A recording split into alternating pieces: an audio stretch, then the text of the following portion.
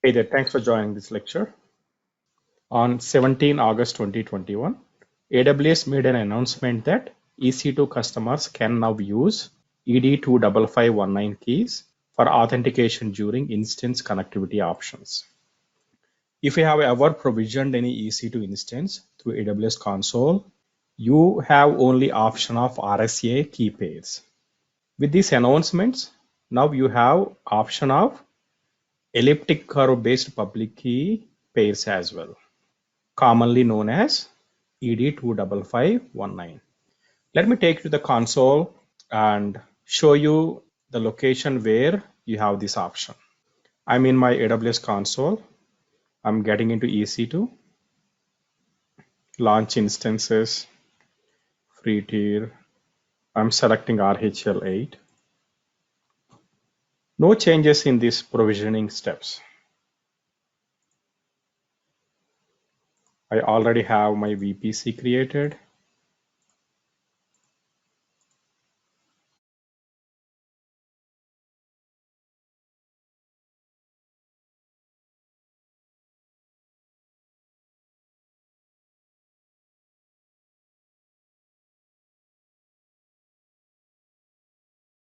This is where you see the difference.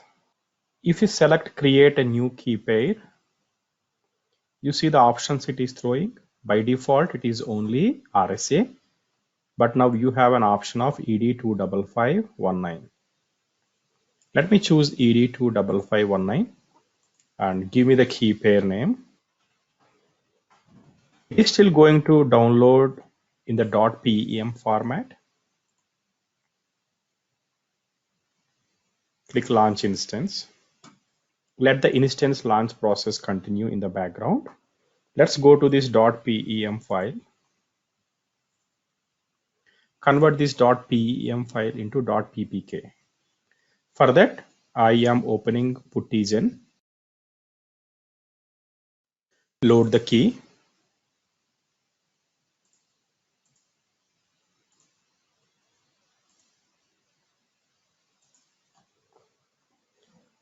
Before you click on Save Private Key, select this ED25519 option.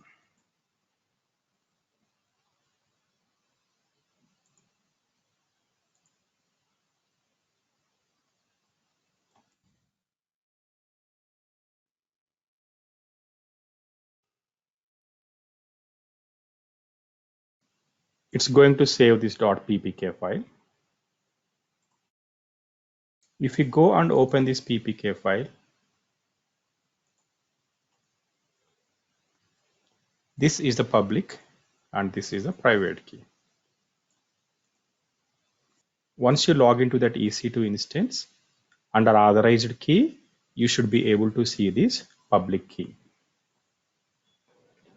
Give it a minute for the status checks to complete. All status checks completed.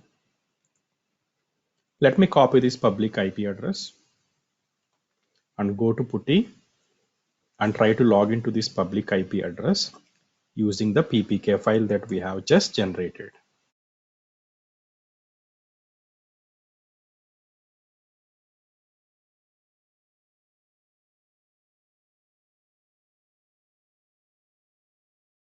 There is no change in the login steps.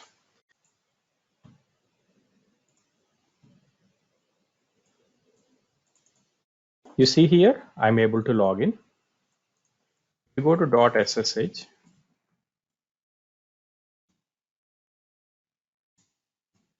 add these authorized keys.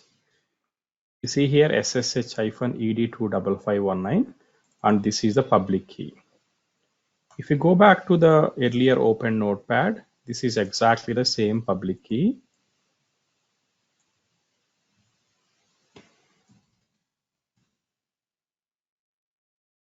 In summary, Amazon EC2 is giving to its customer an additional option other than RSA key pairs. There is absolutely no change in the way you create EC2 instances or the way you log into EC2 instances. It's just that during the key pair creation step, you have this additional option. That's all for this lecture. Thank you for watching.